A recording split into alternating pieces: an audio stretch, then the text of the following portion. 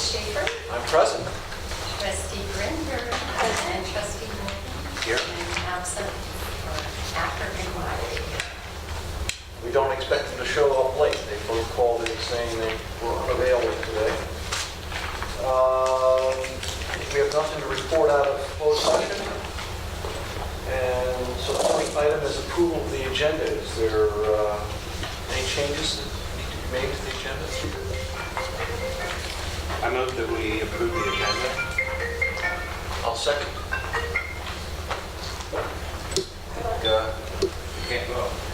We can't vote until she gets back. That's right. 3 people. I approve the agenda. Approve the agenda? But I'll be right back. Okay. All right. So at 5 o'clock, Joanna Olson from the Mendocino County Youth Project is here to, you're going to give us a presentation or just Casual discussion. casual discussion? Okay. Do you want to give the sort of the brief history of Yes. why we are here today and I what? think so, that would be Okay. good. I contacted Jason to ask him if the Mendocino School District would like to be part of our JPA. I've been with the Youth Project 21 years, and I started as a coordinator for Big Brothers Big Sisters, then navigated my way up through the agency, and over those years learned a lot about the agency. I'm very passionate about the services that we provide to students and families throughout the county. And when I became the executive director almost 2 years ago, I looked at the JPA and I realized that it really needed to be revised in signature only. And then I started reviewing the history of the JPA, or Joint Powers Agency, and realized that when it was first formed, there were many school districts that were part of the JPA, and it had dwindled down to 6 appointees on the board.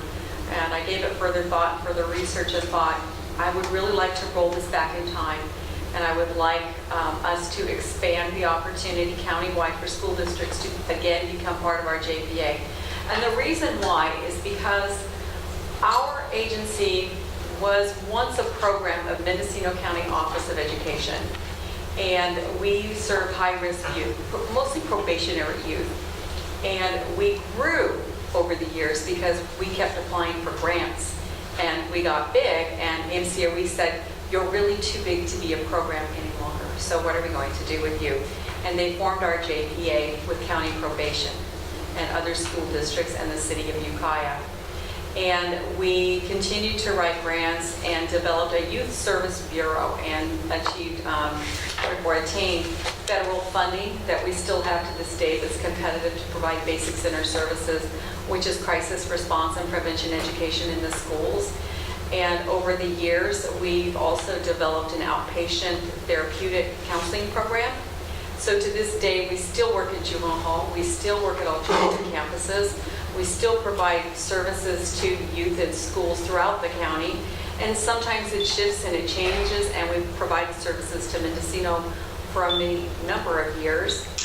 And we have a 40-year history of success providing services to students on campuses throughout the county. It's what we do, and it's what we do very well.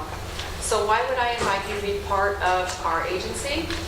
Because the board controls what we do. They have voice and choice over the services that we provide to students in their community. And that can be any grade. It could be K through 12. It depends on the school and what the school wants. We write grants. We get contracts from the county.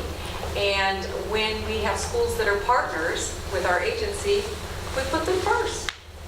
They become part of our grants. They become part of our services. And that's why I'm inviting you to be part of our agency and have a voice and a choice in what we do in this county. I've approached every school district in the county, and I'm happy to say that it's almost 100% for people to come on board, and that makes me excited. I plan on retiring in probably 5 years, and I have some goals in place for things to happen before then, and one of which is to have youth workers back out in every district, serving students in schools. To kind of roll it back to the way it used to be. We have done some changes with our prevention and early intervention services. It used to be a community-based model where we had offices in each community. The main communities like Willits and Fort Bragg and Point Arena and Ukiah. And then as things changed with funding cycles at the state level, we shrunk back with the main offices in Ukiah and partnered with schools, and they provided offices on campus. Well, now we have kind of an off-site office in Point Arena. That's the Teen Wellness Center. And we have the Teen Lounge in Fort Bragg, and we have an office in Willits and our main office in Ukiah. And I've made senior youth workers who became coordinators and managers in those communities this summer. So we've rolled back to that community-based approach where we have staff in those communities that are actually running those programs, partnering and working closely with the schools as part of their communities. So it's kind of in a nutshell, a quick brief history of our agency and why I've invited you to be part of it.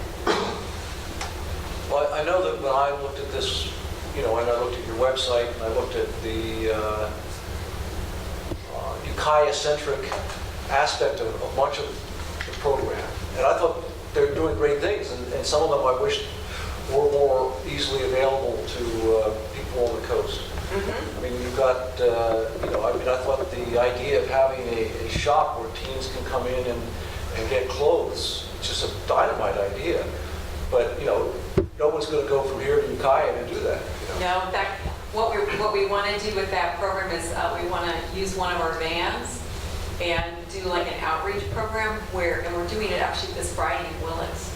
So we're putting it into place. But Carla Leach at Fort Bragg, she serves Fort Bragg High School. She's our new manager for this area of the coastline.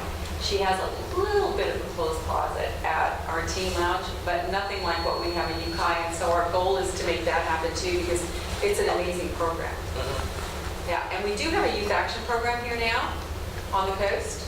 We do it with a community event it was in June. Yeah, we did it in June. So we are expanding out the main prevention things, the activities. That's what you probably saw over here on the coast. They are being expanded. Do either of you have things you wanted to ask or talk about? Are these primarily in Fort Bragg? The programs you're setting up on the coast? Yeah, we have services in Point Arena as well. And that's since the beginning, 40 years. And that is based on the districts participating is where you have the program? That tends to be the pattern. It's when I look back at the records, of course I've been there a long time, half of the history, I've been with the agency, where whoever was on the JP, I think it's about the relationship with the school district, and that's why I say having voice and choice in what we do, helping to govern the activities that we do. Then we write grants and the school districts sign on to them, which helps us get them, and we put services in place in those districts. So if we were to join or participate, then there would be some local to Mendocino types of services? Yes. You have contracted with us before, so I want to make that really clear and paid for services. This does not require you to contract. I want to make that really, really clear with you, so it doesn't cost you any money. If you wanted to, great, but if you don't and you can't, that's fine too. It's about working with us as partners to bring services to your community. We do evidence-based prevention education in the schools, crisis response. We're building up more MFTI interns that are serving schools as well through our outpatient services. I mean, this is probably an unrelated question, but does your group work with the restorative justice groups at various high schools in the county? Very interesting question. Ariel Marshall, who lives in Fort Bragg now, lived in Ukiah and was a youth worker for me in a program over there, and then left and got her master's degree, and she did her internship in a youth prison in Africa. And then she came back and worked and moved into the Fort Bragg area with her husband, Marty, and worked for us for a while, then left and worked in the school district for 1 year, and then recently approached me a few weeks ago and asked if I was interested in her returning to the youth project to do a teen peer court restorative justice program, and I said yes. And so she's just been hired back to the agency, and we're looking for funding to sustain and also expand those services. So it's in its infancy, so yes, that's happening. So what is before us, or what we tabled the last time was on our agenda, was the amended and restated joint powers agreement. And I think it's in the packet, if you've ever seen that. So I guess if you have any questions about it, this is the time to go to the source. That was my question. That was your question? Yeah. And I think the way this was written on our agenda, I don't think that we have it as an action item. No. But we could give, since I think that it wasn't being signed by boards anyway, we could give direction for Jason to sign it, if that was what we wanted to do. And then I wanted to ask one other question, and that is, our only commitment really is to appoint someone to be on the board. Okay, so you have an appointee, okay, and an alternate, so that one person can attend monthly by phone. And they don't have to come over to Ukiah, they can call in. And this person could be a staff person, a board member, or a community member, one we choose? Somebody probably within your school district, and usually the person that's appointed is somebody that is interested in, or really is passionate about the teen issues or the kid issues, or the work that we do, or is familiar with it, or wants to become familiar with it. Right. Right. Can I ask you a question? Sure. Why did you ask me about the restorative justice? Well, because I think it's something that I see in operation in other districts besides ours, and one that I am curious about whether it's working or not, and whether, it sounds to me that would be something that you would be involved in if it was any good. We're going to write grants, and Ariel is looking online right now for different opportunities, but we want to stretch this program down the coast, because RCS has it inland, and they only have enough money to do their small program in Ukiah. So we want to do the coastal division, and it's not a competitive thing. It's like, let's work together. It's the exact same materials, because the new coordinator for their program actually lives in Fort Bragg, and he's working with us to help us mirror their program to make it strong. And you probably know that we work with juvenile probation kids over the summer. A lot of them that are gang-related. Carl Leach does that, and we do GRIP in the schools. We do alcohol and other drug programs in the school. One of our youth workers, Deanne Garcia, worked at the Mendocino High School for years doing prevention, education, crisis counseling, and suicide prevention. Tobin, can I put you on the spot and see if you want to weigh in on Mendocino Youth Project? Well, I think I appreciate your question, because that is something we have discussed in terms of restorative practices and one route to go. We are, and I'll talk a little bit very briefly about this, later. But we are, in fact, our Monday in service is all about social emotional learning, restorative practices, mindfulness, and basically because we're looking at creating more consistent expectations. And that's one thing, to have consistent expectations. It's another to implement those and to bring people along with you, and to have the interventions when it doesn't happen. So we need all those tools, and restorative practices are one tool that we might be interested in adopting. So that said, I think it sounds like there could be a fruitful relationship, from the little bit I heard. So you were a teacher for many years when you had a youth project worker working on the campus, right? Yeah, I think the more adults we can have who can interface with students at that level, the better. It's pretty hard when there is, say, an incident and there's a disciplinary action is taken, and to just leave it at a suspension doesn't really sit well with anyone, and probably doesn't work very well.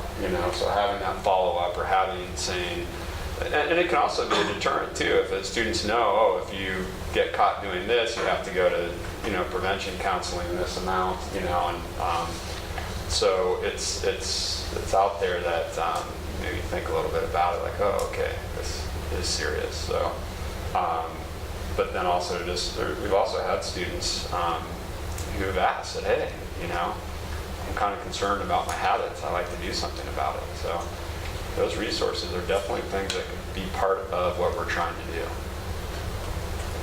Yeah.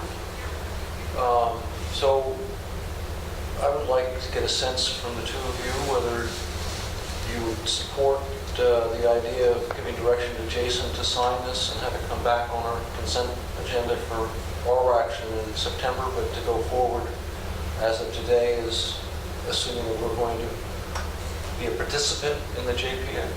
I would definitely support that. Yeah, I would as well. And if either of you want to be that representative or alternate, get in touch with Jason, I'll leave it to Jason to figure out who that person will be. Are you comfortable with all that? Okay. So, thank you. Great. So then I'll come over at some point and have you do a wedding signature on the JPA document. Okay? Okay, I'll be in Ukiah like third week of September. Is that too late? No, it's not. And here, you can sign one of these. Well, I actually have it with me. Oh, yeah. I was in Fort Bragg getting the signature, but if you have to vote on it, and I don't know what your process is. So I'm saying if we give direction to Jason to sign the document, I think we've done that. I don't think that's an action item. Okay, I can sign right now. You know, great, So Yeah. perfect. our formal approval will be on by the board will be on our September agenda. Okay, so then the next item is our consent agenda. Is there a motion on the consent agenda? I move we adopt the consent agenda. A second. Okay, all those in favor, aye. Aye. All right, so now we're up to reports. Great. And, Look forward to working with you guys. Thank you for being here. yes, thank you. Thank you. I hope you don't mind if I leave. No. All right, great. Thank you. Have a nice evening. Tobin, you're first up. Your first, We'll just keep going. your first one. I think I'll just leave this. So we'll officially welcome you as the principal at the high school.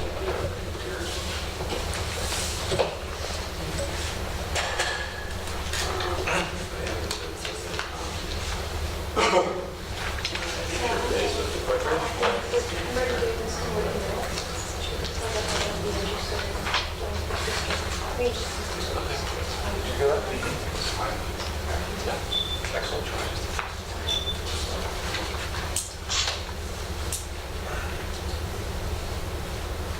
I'll probably as an alternate or as the one person.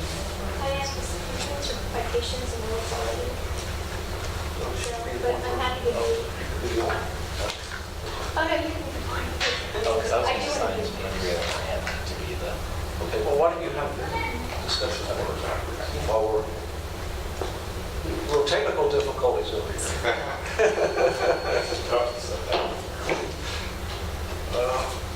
I'm working on some between the and more. So I'm happy to be on the.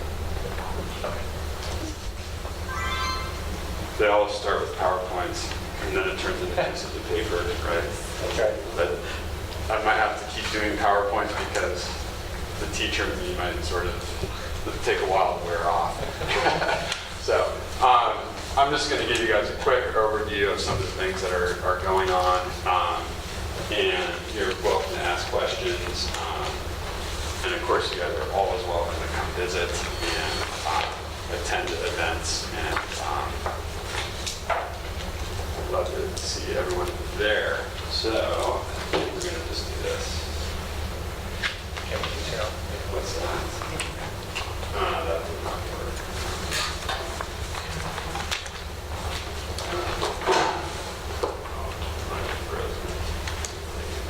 Okay. All right.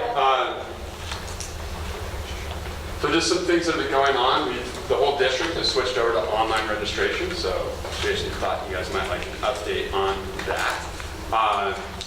We have seen, and Kim can verify if they're seeing the same thing, but we have seen that it has been a pretty smooth rollout.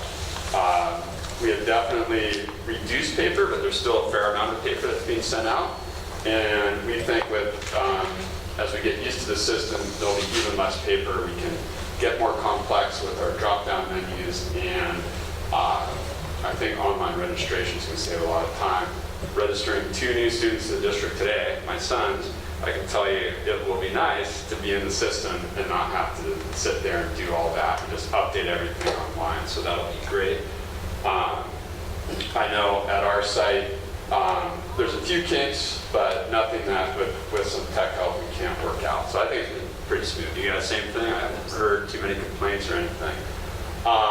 Definitely thank you to Kamala and James for kind of, at least, from our end, getting a lot of the stuff posted on there. And of course, the people in the office that do field all the calls. We still have, at the high school, we had about 40 people that could have done online that didn't. So hopefully over the time, more people will be signed up to be able to do that. So that's, 20% or something, so it's not so bad. So I would say successful. Can I interrupt for Yes. ask a question? A lot of the registration process is where we do, formally informing parents and students of their rights and responsibilities. Right. And do you think that the online registration process still makes sure that they're actually thinking about those issues? All the forms, everything is there. They're all there to read. So as much as I think that you might read them in paper, I think that, it's still there to see. So, and there still is contact. Today at the K-8, go in there, there's tables set up, there's people to talk to. So there still is that contact. And there are some forms, that have to be done by paper. So, I can't say more or less, but I think if you're prone to read those things, it's easy enough to do it online. People are going to just skim them and not really look at them. Probably doesn't matter what format you have it, is my guess. Well, I was just thinking, that there's certain things that I think are pretty important in that, in terms of our policies about harassment, about bullying. Those like things that. tend to go over those with students during the school year as well. And there's always some that we like to highlight. So at the high school level, that could happen during advisory. It could happen at assemblies, but those important ones, we definitely try. And the teachers have some of those things in their policies as well. We'll be actually working on some of that this year. So I think those things get hit several different ways.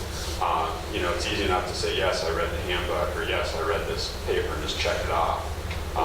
So those things we do like to make sure there's a person delivering that. Thanks. I have a question actually for Yeah. both of you. Do you think this is going to help us get closer to the numbers of families that don't have internet access? Is there a way that you're tracking? Yeah, you'd Sometimes be able we to figure it don't. out because, if ultimately some people so to do the online registration, of course we use Aries, and parents have a portal that they can sign up for and access that. And when I said there are about 40 that hadn't done it, that means there are 40 parents out there who, could have signed in on the portal and done this, but didn't for whatever reason. I think there's some that just prefer to just do it, on paper. But potentially from that, we can figure out who doesn't have access. Now, both sites provided and computer access if needed.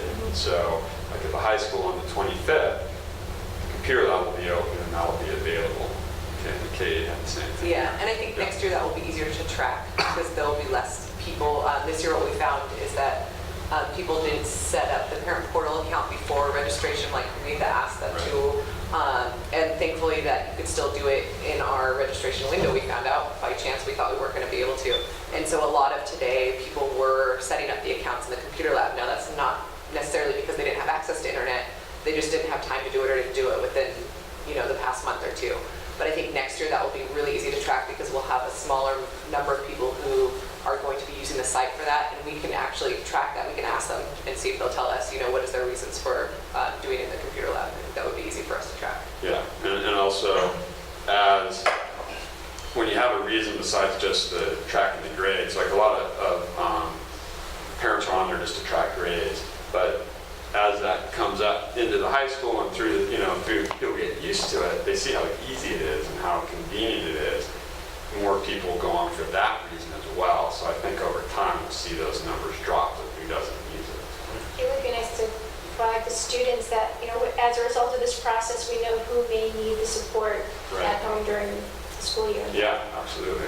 I know of 2 of our students, 2 of the families today were because they didn't have internet. And there were probably about 10 more who had either didn't have a printer or had problems with the printer at home. Right. they So were the printer comes in because you have to bring in the emergency form. So it steps you through the registration, you have to print the emergency form. So, printers, as we all know, even if you have one, there's times where it runs out of ink or doesn't work or whatever. So those are all things that, make it so it's not totally able to do it online. So there's this printing thing that needs to happen. So we'll always have to supply access. So can we take a look at that at some point to make sure that we can figure out the reasons why? Is it a financial? Is it distance from Yeah. an internet? Yeah, then next year we'll we can track that next year. Yeah, I think just because this is the first year, Yeah. it would be hard to, I'm just curious now that you're in this Yeah. process, if you see that there are ways that we could then expand the Yeah. benefit of the process. Yeah, absolutely. I mean, digital access and equity of access and how does that affect our students is going to be a first kind of window into that. Right. Well, one of the things that I think we do include in the registration packets are the fact that both Comcast and AT&T have discount programs for eligible families for low-cost broadband if you're within an area that they serve, which is probably, let's say 30 or 40% of our service area. But again, it'd be nice to know how many people were outside that area and unable to avail themselves of that particular service. Is the process as accessible on a smartphone as on a computer screen? Good question. Sometimes they aren't. No, from what I heard today, it was not. I heard of 2 people who did it on a tablet successfully, but they, again, couldn't get it to print, so they came to school and were able to log in at the computer lab. And I had, I think, 3 parents who said that they had tried to begin the process on their cell phones, and it was too clunky, too difficult. Because there's pop-ups and PDFs, and so usually the phones aren't very good for these online registration systems because of that aspect. So, because some people that don't have the internet access would have that access. Right. So, That's right. okay. One here. Full sports. Let's do a full sports update. We have girls volleyball, varsity and JV. Lizetta will still be coaching the varsity, and Dan is doing the JV for now. We have girls soccer. This is new. It's been a while. It's been 6 years since we've had a girls soccer team. We have an alumna, Holly Sinclair, a great athlete from Mendocino, is coaching, and so that's exciting. We have not had that in a long time. So they start practice, I believe, on Monday. We have boys soccer as well. You might see a pattern here. For older brother Boyd, again, one of the great athletes to come through Mendocino High School. I know he's coaching Fort Bragg soccer as well. We have about 9 boys signed up right now, but no, the athletic director assures me that that's really good numbers for not even having school starting yet. And so that's looking pretty promising as well. So girls volleyball and then soccer, we are probably very close to having we need a coach for cross country. The prior coach was not able to do it. And I think that Noah has found someone that's very promising that could do the cross country, but that hasn't been solidified. very close to having a coach for that. And while soccer has seen a rise, unfortunately, football, we were unable to have enough eligible players for a football team this year. And so, of course, that is disappointing, and especially with some of our senior guys who are really hoping to have that, and they don't really have any other options in that area. So no football this year. And, really I think it's the ebb and flow. We've seen this look at soccer, first team in 6 years. This happens with our small populations, the up and down. Some sports aren't able to fill teams some years. But on the positive side, having a strong soccer program was exciting. Looking forward to that. I would think homecoming will, be a little different. We might have a couple soccer games, or who knows which sport it'll be centered around.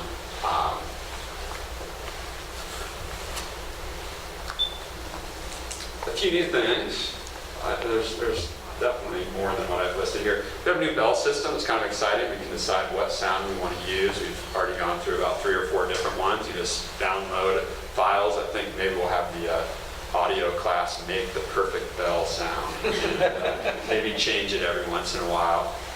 One of the nice things about this new bell system is that we were unable to actually do proper lockdowns because our bell wasn't really able to differentiate sounds before. So this is, and it also has an intercom. This has all these, you can preload announcements in terms for emergency things.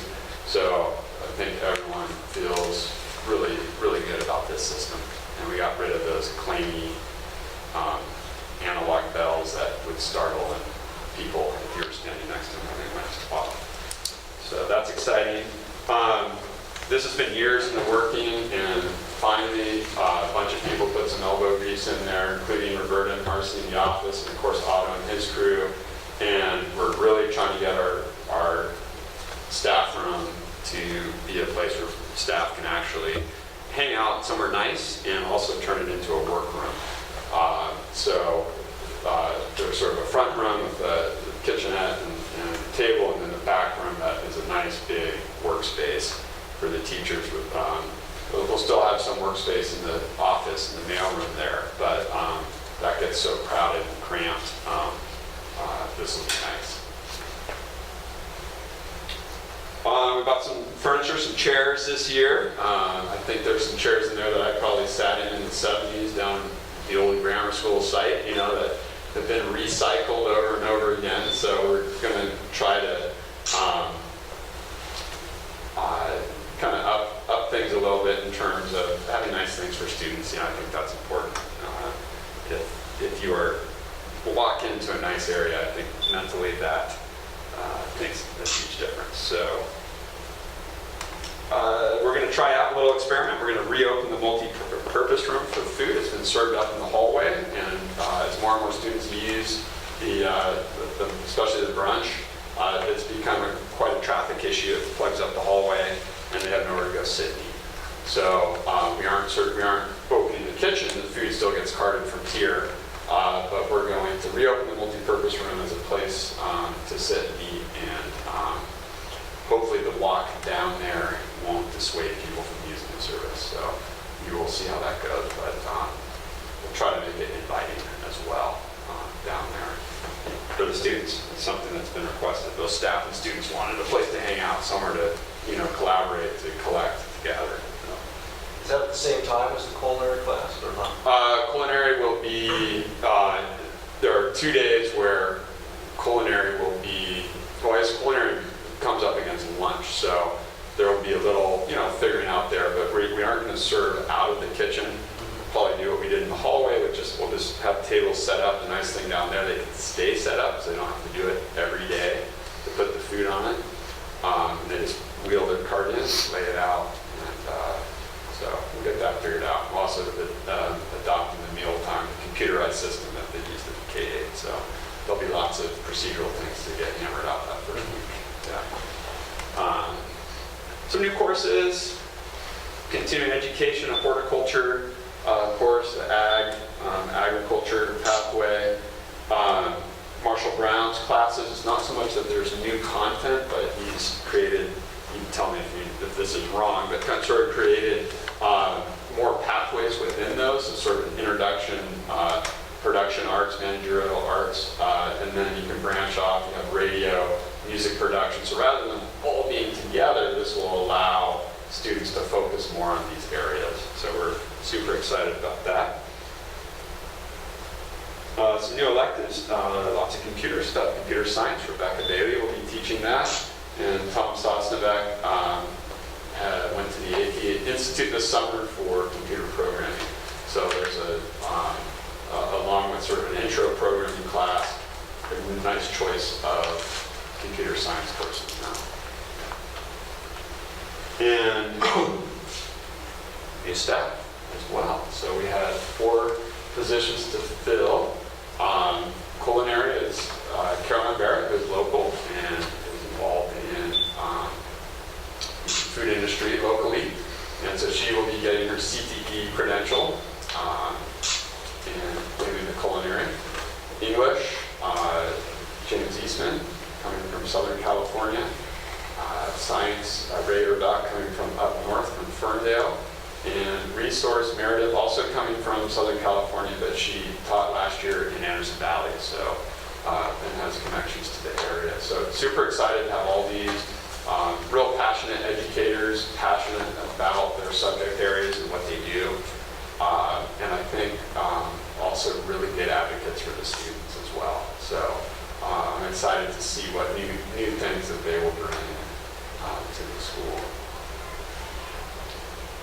And just to finish up, just some of our goals. Our motto this year is going to be the change together.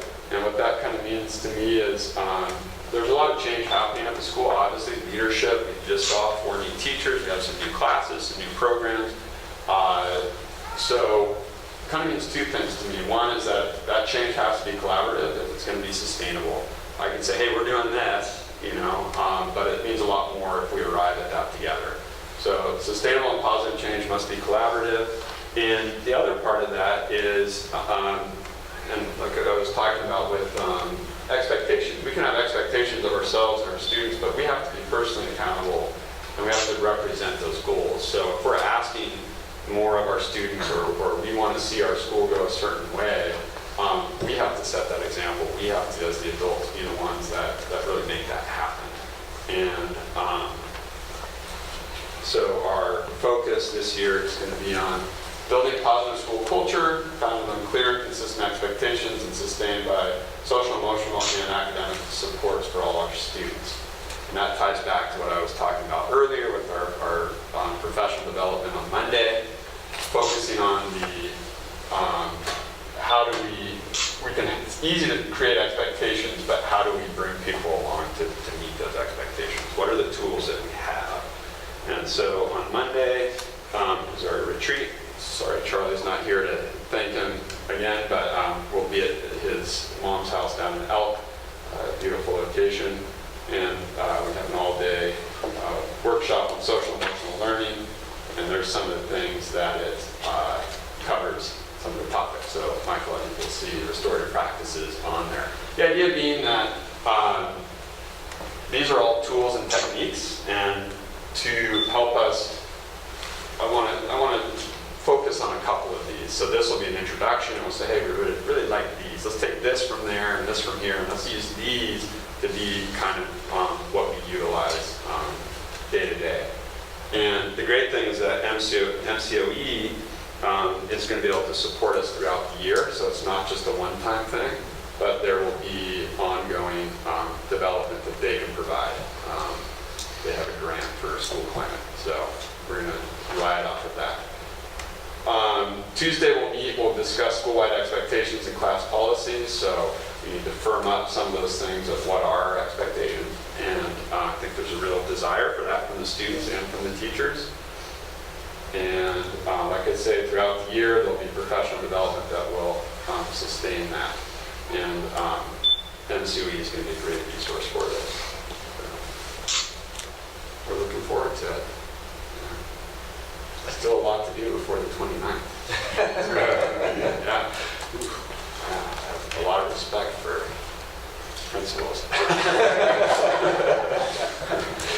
Hey, Toby. Yes. Probably the most important question. Are these your photographs? They are. Excellent. Yeah. You gotta Awesome. keep these PowerPoints coming in. Yeah, all right. I wanted to put something back there, and I actually sent these to Rebecca. You might see some of these on the websites as well, so, yeah. Thank you for noticing. Yeah. Any other questions for Tobin? What's MCOE providing you with? So they have a grant for school climate, and the district's been utilizing them for PBIS, so that's the positive behavior intervention that K-8 has implemented pretty fully at this point. And the high school is basically implementing that, but it just looks different at the high school. The K-8 is more sort of extrinsic, posters and things are labeled, and some schools have lines, like you walk on the line. But when you get to high school, think high schoolers, right? They want to be treated more like adults, even if they're not quite there yet. It's more intrinsic. And so it looks a little bit different, and that's also a struggle for high schools. Like, how do you set up that system? It's basically a system where you very clear expectations, and then you have consequences, but you also have positive supports to reinforce. So they have a grant to do this with schools in the county. So they will be covering, a lot of our professional development, and they're starting to become able to actually do some of the professional development themselves. So we could say, hey, we want to learn more about restorative practices. Well, they could send someone that has some information on that to help us with that. And that's why that was exciting to hear that one and talking about that. So my question was triggered by the fact that historically I haven't expected much leadership from MCOE. Right. So same thing, honestly. Every once in a while there's a good workshop series or something like that, and I was just really happy. There's a good crew of people there that are helpful and want to, offer their services. So, Jesse Damian and some of the guys that work with him they're into this. So, and they have a good grant to do it. It's just nice to have that resource, take advantage of it. It's one of the things they're trying to improve over there. And I know with the focus on the school climate, they have put together a countywide task force that they are, as Tobin said, hoping to do professional developments in the school. For the last year and a half, they've been sitting in on our PBIS meetings, training their professionals. Some of them they trade off to come see how we do things, what happens, how we need continual support, how to start our schools, and those types of things. So I think their goal is to give a little bit more help. Right. So the nice thing is that there's people that have been to both our sites that we have relationships with. They kind of know where we are, that understand, what resources we need. It's great. That was much longer than need be, but there was some good discussions. Yeah. Thank you guys. Thanks. Yeah. So Jason, you're next. All right, well, speaking of August 29th, we still have quite a few staff openings for classified staff. So we have instructional aid, an integrated aid, a cook position, as well as a Greenwood teaching assistant or teacher position. So we're starting to get a little nervous about not being able to fill those positions and wondering what we're going to do. So hopefully we can increase our advertising and get the word out that these positions are available. In addition to the new staff that Tobin mentioned district-wide and at the K-8 school, we have Julianne Johnston, who is our new Greenwoods preschool site supervisor. She was the teacher there, and she's been promoted to that position. So now we're trying to fill her shoes. In 6th grade, we have John Moran, and he will be teaching English language arts and social studies in 6th grade. Seneca Reynolds moves down from the high school to be our new special educator here at the K-8 school. And Matthew Starkweather was hired at MCN as a field technician. So those are all of the district positions. I'm sure I'm forgetting someone, but I'll take my chances. Similar to Tobin thanking some summer staff, we have our district office staff that keeps this place going over the summer. Cynthia Brown, Susan Strawn, Michelle, and Tony, and also Tiffany Tully, who is our librarian here at the school. now helping with accounts payable at the district office. We keep it going over the summer. Some exciting news regarding our website. We are hoping our website will be up and running by the first day of school as well. Rebecca Bailey is really putting the pressure on the company that we're using to revamp our website. We're hoping that it's going to be easier to navigate and easier to modify on our end. So we've seen the mock-ups, the preliminary results, and it's exciting. It already looks much better. Last Monday, Tobin and Kim and I met for 6 hours at a little mini admin retreat, and it was great. It was great. We had a lot of discussions, and one thing that I just remember when I put it in my staff letter, just kind of sitting back and listening to the two of them talk about grading systems and other topics. But I'm excited about this team. I'm excited about working with both of them, and I think the future is very bright here in Mendocino. So that was a good day. Very excited. I know you mentioned the bell system, but I have to say, finally, we have a way to lock down the high school, or at least notify staff that there is a lockdown happening. And it took a while, but this system is gonna be able to do everything for us. I think it also is able to. Well, correct me if I'm wrong. Can it do the robocalling as well? Is that we went through several different ones, and the one we ended up with, I don't know what the automated features are, but I think it can send alerts to the cell phones, I believe, which would mean it could do that. I forget if this system has that or not. Okay. But there are remote things. There's buttons that you have that you can push to trigger a lockdown remotely. So certain people will have those. Yeah. I think it can even cook breakfast for me. Yeah. Or maybe it can do the master schedule. Yeah.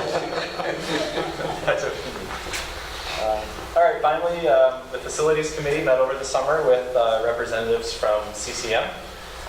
We've been in discussions with them just talking about how we can improve their program and improve our relationship with CCM, how we can benefit each other.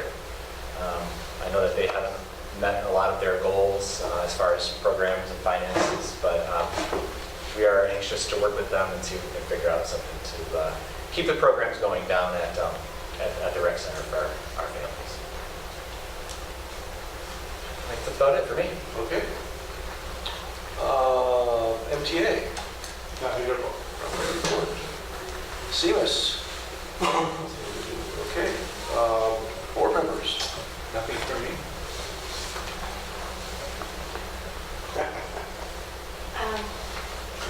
I'm going to pass. Yeah, thank you. Full pass. And then go on to 9.1. And Cynthia Brown will come up and give us a brief budget update. And I didn't write any pretty photographs, I'm sorry. Maybe I can make that a goal for another time. So in terms of changes to the budget coming to us from Sacramento, there are very few. I think Governor Brown is sort of phenomenal, and that's why there are very few. There was sort of one good one and one bad one.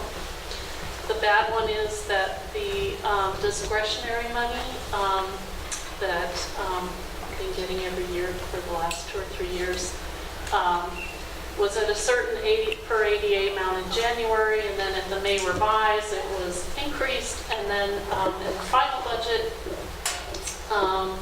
it was back to the January level. So one of the items you'll see on my budget transfer report is trimming that back by almost $12,000.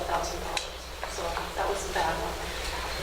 The good one is that there's a new college readiness block grant that's being rolled out, and it looks like this district will receive $75,000. We'll have 3 years to spend it,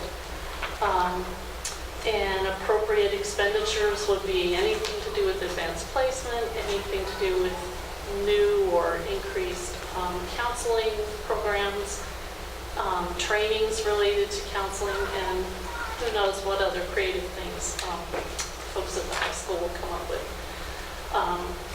So it's sort of being administered a little bit like the Common Core and educator effectiveness in that there needs to be a plan created before any expenditures are made. But it looks like it's going to be sort of an administratively light kind of thing where just go online and put in a simplified sort of plan and then off you go and no expenditure reporting. So a little easier to deal with than some of the others. So that'll be, that'll help out the general fund to the extent that, some things that the district's already paying for maybe could be paid for out of that grant. But I'm sure there'll be new things too. That'll be good for kids. So in the budget transfer report, in the package, you'll see there's a lot of expenses piling up. So, basically it's sort of negative to the budget of about $65,000 already, and we haven't even started the school year. Some of the bigger items were that revenue cut that I talked about, the discretionary revenue. Needed to add a pretty good chunk of change for the K-8's textbook adoption. And then also a brand new aid position was added, and that's for a new program in the special education area, which goes by a couple of acronyms just to confuse me. One is TIERS and one is TIDES. And one is SEALS. Oh, It was okay. SEALs, now it's TIDES. Okay. And it also has tiers, so yeah. Yeah, Jason saw me. I got a little freaked out because I saw something for TIDES, and I said, "What is this? Another new thing?" And he said, "No, Cynthia, that's actually TIERS. We're just trying to rally you up." So anyway, kind of a lot of things piling on there that weren't in the adopted budget. But there will be some relief sort of coming behind in the months that come. There will be the college readiness grant has not been put into the budget at all. I think really I should wait for the plan to be created and put in what you folks want to do. The tax rolls, the secure tax rolls have been published and they're looking pretty strong, even a little bit better than last year, more than 3% growth year over year. So eventually I might get bold enough to add a little more tax revenue to the budget. And then one of these days we'll be able to finally close the books completely for 2015-16, and then there should be a little bit of a positive balance coming forward. I can't quite tell what that number is yet. We don't know what our special education revenue is, and that last year brought us kind of a big windfall at this time. Not really expecting any great big windfall, but maybe hoping for just a small one. So we have to be patient and wait for that. But there will be some kind of a positive variance to the budget coming forward. Okay? Well, that's what I have. Any questions? Oh, I have, sorry, I have these little write-ups on the college readiness grant, if anyone needs or wants them. I think some of you folks have them. Yeah, put them on the table if anyone wants. Oh, I love cake. Yeah. I know I haven't given you one. Thank you. Okay, anything else? Were you gonna talk about how to read a warrant, or that's something we're gonna put off? Well, I don't know, because that was requested by Yeah. Trustee Wiley, so do you want me to, or? Wait till she's here. Okay, Okay, we'll put that on a future agenda. Thanks. all right. So our next item is discussion of the possibility of moving to an even year election cycle. There was a bill passed last year by the legislature that allows school districts to move from our current odd year election cycle to an even year, so they're matched with the presidential elections. And the theory behind this is that it would save costs for the districts, because the way the elections are accounted for, they divide all the costs by among all the different players players in an election, and a lot more players during the presidential election, and so therefore the unit cost is less. So we've asked Jason to explore this and to give us what his understanding is, and then have the board have a discussion about whether to move in this direction or what. Well, one of the things that needs to be considered is that you can't change the year if it's going to be, if I'm saying this correctly, 25%.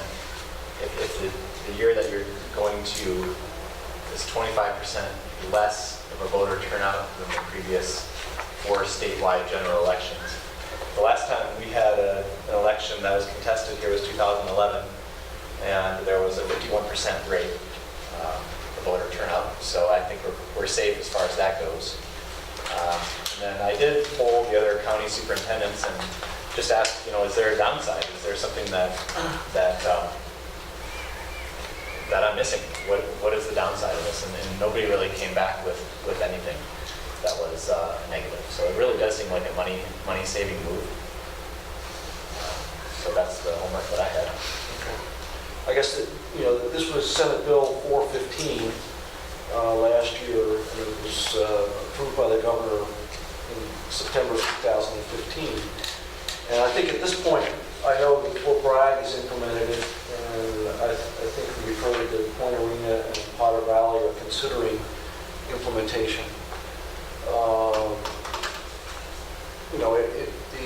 Let's see, the one effect that it has, that we should be aware of, is that it extends every current board member's term by 1 year in order to make that and go from the odd to the even cycle. So our next election would normally be in 2017, and we'd have 2 seats up for election at that time. And if that was postponed, those people, I think that's Mark and Jessica, your seats are... But it doesn't affect the next 3. The next 3, the next ones aren't extended. No, because they would have to be extended too. My seat, which currently expires in 2019, would be extended to 2020 to make it so they'd be both on the even. And I don't think that's a negative. It's just one of the realities of how you implement that. So I'm going to open up the floor to the board to see what people think about whether we should do this or not, and explore it farther and present to the board at a future meeting a resolution implementing this. It involves us taking action and then submitting a resolution to the Board of Supervisors, which takes action.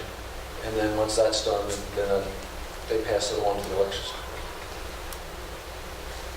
I think it's a good idea just in terms of cost saving, and because more people would be voting. Maybe not a lot more, but some more. I agree. Okay.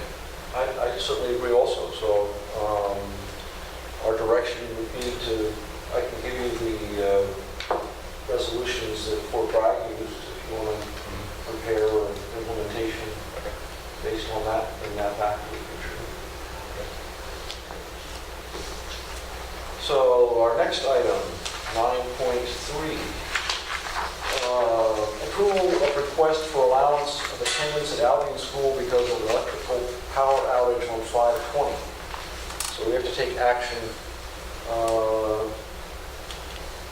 in order to not be penalized by the state for not being able to teach during that day. So I move to approve. So Second. Moved and seconded. All those in favor? Aye. Aye. So it is 6 o'clock. If there's anybody here who came to give public comment. Paul, do you have anything you want to say? No. No? Okay. All I'll right. say something. Sure. The grounds at the sites have been looking unusually nice for some time now. And I think that gives the district a nice way for the public to see the school district. So Well, thank you, Doug. share that with people. I don't know whether you have added staff or a very dedicated staff. I think now. I But it looks really nice. Otto has done a great number of good things in taking over his responsibilities, and that's filtered down throughout the entire maintenance staff. And we will pass that on to him and the maintenance workers. Yeah, I would second that. The grass in front of the school is much better than it was, for one thing. Okay, so now we're going to go to 9.4, considerations to the 2016 board calendar. And there are two changes. One is regarding our October, currently on the adopted schedule, we have a study session that was scheduled for October 6th, a board retreat. And that would be a Thursday, and we were at one point talking about whether we should correct that to be our normal Tuesday time, October 4th. And then I came up with another alternative that we'll talk about after I introduce the second one that we changed, and that is the change to the meeting we currently have scheduled for June 15th, which turns out, because of our schedule, is actually the night of comm school graduation, to the following week on the 22nd. So those are the changes that we're considering. And for our board retreat for October, there's a conference in Oakland on that date of the 6th that I think would be valuable for us all to attend. And that is about all the changes that the state is going to be making about the LCAP and accountability. And it's an all-day session on the 6th, so we go down, the afternoon of the 5th and spend, the night in a hotel. Come back on the 6th after the meeting. I know that there are different feelings about the value of these kinds of conferences, whether you're better off just reading the material and talking about it amongst yourselves, but I know that this particular group that sponsors them gets very highly qualified, and the decision makers who are involved. I've been to their conferences in the past, and probably if we decided to continue and just have a regular study session on October 4th, I'd go to it on my own. So I don't want to pressure anybody to go. But I think that I'd like to talk about, do we think that would be something that would work for us as a board or not? So I'm interested in making that change. But this is canceled October 6th. No, so we have right now. Here's the Yeah. 4th. Are we on the 4th now, but this, No, it's complicated. If you look on the handout under The current board calendar says October 6th. it says October 6th, but that's a Thursday, which is when this conference is, on a Thursday. But we would, normally we have our board retreats on Tuesdays. That's where the 4th goes. I see, okay. So, we can correct the problem for the one we have scheduled for the 6th if we want to do it locally and just have it here and just make it the 4th and be done with it that way. Or we can decide that we, as a board, go down and not everyone would have to go, obviously, no more than they have to come to board meetings. But I think it would be a good board experience to do that. I agree. And I was feeling two ways about it. I think it's a great idea for us to go to a conference. I would rather go to something that was broader and had smaller workshops. And then this sounded like it's one thing in an auditorium or something all day long. But they do breakouts in between a little bit, so I think it depends, again, if we all sit together, then we can certainly direct that conversation to our issues. I guess the thing that why it's important to me is that the state board next month is going to be giving us our first real look at what the standards are going to be for how they're going to judge school accountability. And they've been debating this for a couple years, and they're finally going to put some metrics down in terms of what actually school districts are going to have to show to be considered to be advancing as opposed to declining. And these will have impact on, sort of like the program improvement status that we got snarled up in under the old accountability process under No Child Left Behind. And hopefully they're trying to avoid some of those things where you could have a district like ours where we had students performing at the 800 level and still be a program improvement school, which made absolutely no sense because that was supposedly the 5% worst schools in the state. And the process they're going through, which, the whole LCAP was supposed to be about local control. That's what LC and the LCAP is, right? Local control accountability plan. And now they're getting into the process where all the standards are going to come down from the top. And I think we need to be all informed as much as we can be about what those standards are going to be, how much discretion districts will have in implementing things. Some of the things that they had their last state board meeting in July, and they were still sending most of it back to the staff because the board wanted more measurable data points for things that at this point they haven't been collecting data on, like school climate. So in other words, if you use as your basis of school climate improvement on the little questionnaire that goes out every year, that's going to be a little problematic because a lot of kids answer those questionnaires in a rather haphazard way. So we want to maybe talk about other things about what would be included in school climate. So this is a situation where State Board of Education will be there. This staffers from the California Department of Education will be there. The people who will be making and implementing these things, and I just think it'd be helpful if we saw them face to face and heard what they think and say, and maybe pose questions to them. So.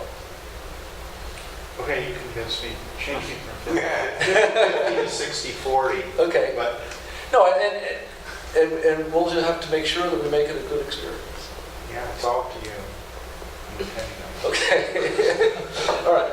So then I will propose that the changes that we make are to change our current board retreat into a board participation in this conference on October 6th, as well as changing the June 15th meeting date to June 22nd.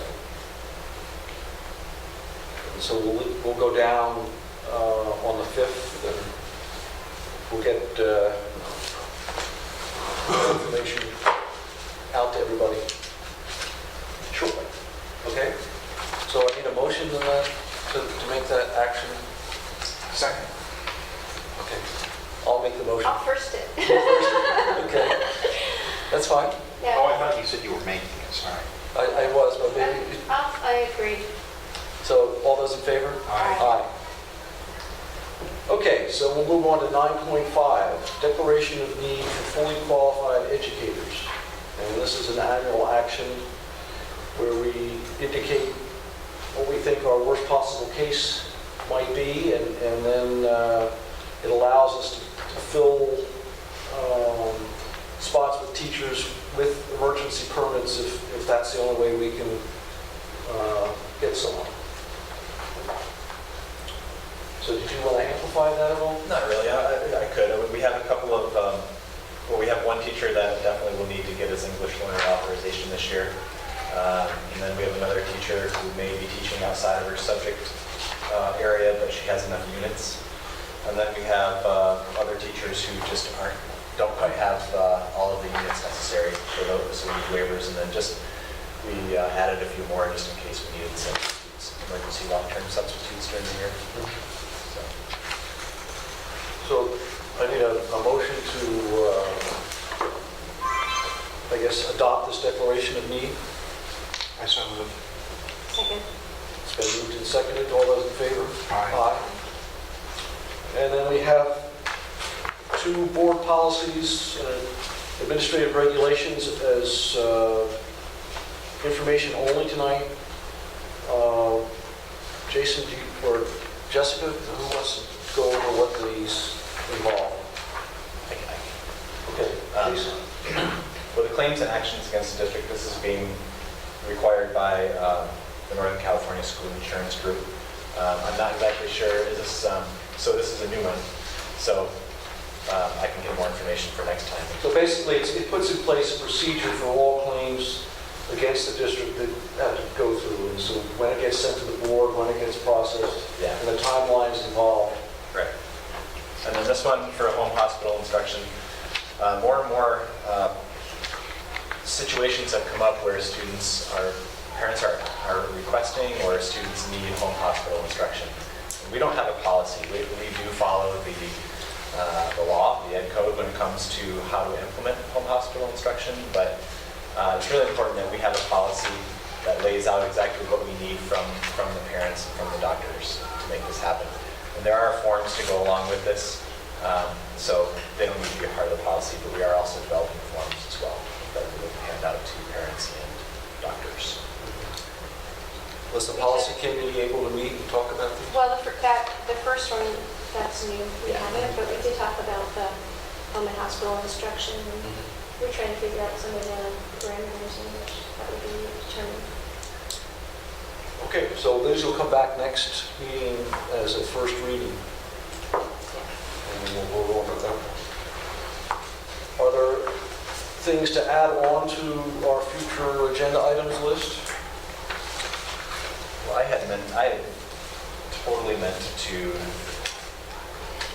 report on what we're doing as far as teaching about climate change in the district. Mark, you had asked. Oh, yeah. I feel like it's over a year now ago. And I meant to do that this meeting. I have the information. I've heard back from our high school science teachers and our middle school science teachers. I did not get that together in time, so I definitely want that on the, maybe we should just put it on the agenda for September. I was going to do it in my superintendent's report, but if it's on the agenda, it's more likely to happen. Okay. And now we have the 16 test scores. When would you like to report on sure. those? When are have they been released to the parents? No, September. They're accessible by the district, but not, they have to finalize them. So September will be So released. theoretically, they were going to be earlier than last year now. I got mine. Yeah, we sent ours out. The K-8 school sent Yeah. theirs. Okay, so they're for individual students? Yeah. Okay. Yeah. Yeah, I haven't heard anything. I need to get on that list. Yeah, I mean, I've seen them, I've gone on and looked at them, but it's still on there, they're not ready. So I guess that is an extra, an item for future agenda item. Yeah, I typically report in September, October. Right. Maybe the individual ones are ready, not the aggregated data. Yeah. Testing results and what they mean. Okay. Anything else? I'm going to throw something out, maybe a little political. I'm wondering if at some point maybe it would be good to have a report on, a general report on MCOE services, what's working, what's not working. Okay. That's a possibility. I'm going to let Jason think about it. Yes. And is that subjective as to what the not working part is? I feel like our job as a board is partly to communicate with county schools Okay. about our needs. It would be about that, So uniquely to our district, what isn't optimal.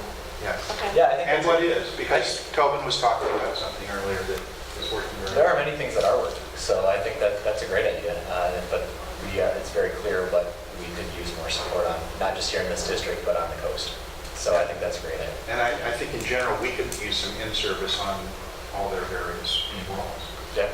So it would involve coordinating, maybe getting a couple of people from MCOE to attend the board. That'd be great. And then Michael, you're going to make the resolution. Right. I'm preparing a resolution for the board to consider regarding the various marijuana tax measures on the ballot for October. So that'll be at the October meeting? No, I'll prepare it for September, because people start voting before our Right. meeting. And they have to be here next month. Right.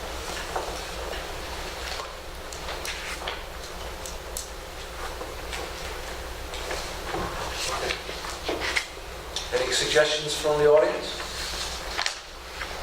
All right, well, thank you. Our next meeting is September 15th.